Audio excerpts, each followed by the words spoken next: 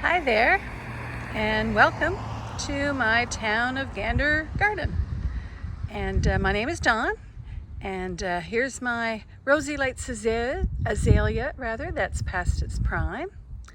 And we have some blue angel hostas that are gigantic at the base of a dwarf Alberta spruce and a clematis that is not in bloom yet.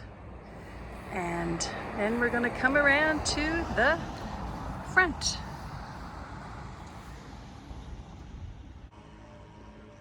Good morning, everybody.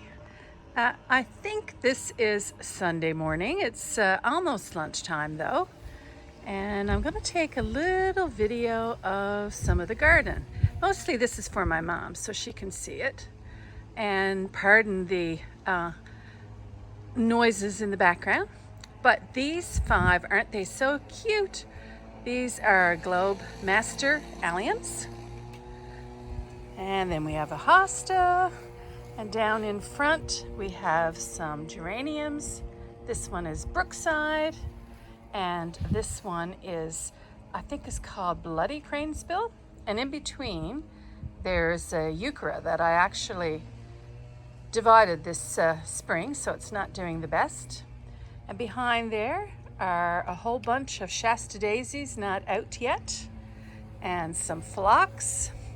And we're coming around the corner here. There's a couple of gigantic poppies here that I grew from seed.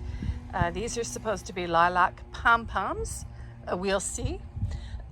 And here we have some of the bunny tail grass and some daylilies. And those cages are there, those structures to hold some dahlias, but not much action happening on those yet, so we'll have to see.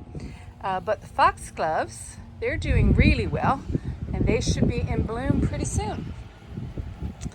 And just coming around this corner, here is a dark columbine planted from seed, and then we come up in this corner, and this is the real reason I'm doing this video. Because when you come around more columbine, actually from the same seed pack, they were obviously a variety, and also this light one as well. Because first we're going to come to a white Himalayan poppy that I actually didn't even know existed. And then here we have my blue Himalayan poppy. Can't quite believe that I grew this from seed, and I've counted 1, 2, 3, 4, 5, 6, 7, 8, at least 8 more buds. So more to follow. And around it are just some feverfew, not quite in bloom, some forget-me-nots, some foxgloves, and in amongst there, it's difficult to see, but there are another 3 plants that I'm hoping will bloom next year. And here is an archway that leads into my back garden, and there's a climbing hydrangea and a clematis on top of that. And there are some foxgloves and more feverfew on this side, and then we go through this rocky path, a few weeds sticking out by the fence. And here we have some goat's beard. Oh my goodness, this stuff grows so big. So only plant it if you've got lots of space. And there's my gazebo. And you can hear some birds peeping because there is actually a robin's nest in the center of the gazebo. And the closer I get, it may get a little more noisy. But around the gazebo we have some roses, and they're just starting to bloom, and some more allium, and forget-me-nots and foxgloves, and a lupin. And that's a hanging basket that's pretty wild that I grew mostly from seed except for the begonia. The Silver Falls dichondra, I grew that, and also the purple bell vine. And there is a hops growing on the other side of the gazebo. And in here, I snuck in a little dahlia. in a pot in between all of this yellow loosestrife that, by the way, can actually hold back goutweed, which is good to know. And here's another basket that's planted with the same plants as the one on the other side. And some big root geranium, because I need something really tough to grow at the roots of these trees. These large trees take up a lot of the, and here's the same hosta that I have up front, and more alliums.